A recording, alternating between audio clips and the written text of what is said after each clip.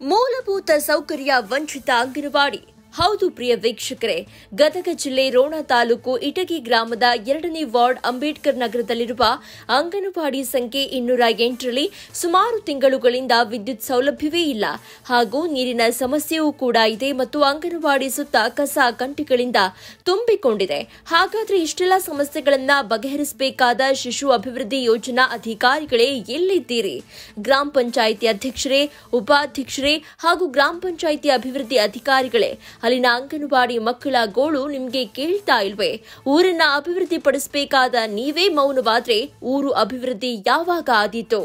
ಈ ವರದಿ ಬಂದ ಮೇಲಾದ್ರೂ ಎಚ್ಚೆತ್ತುಕೊಳ್ಳಿ.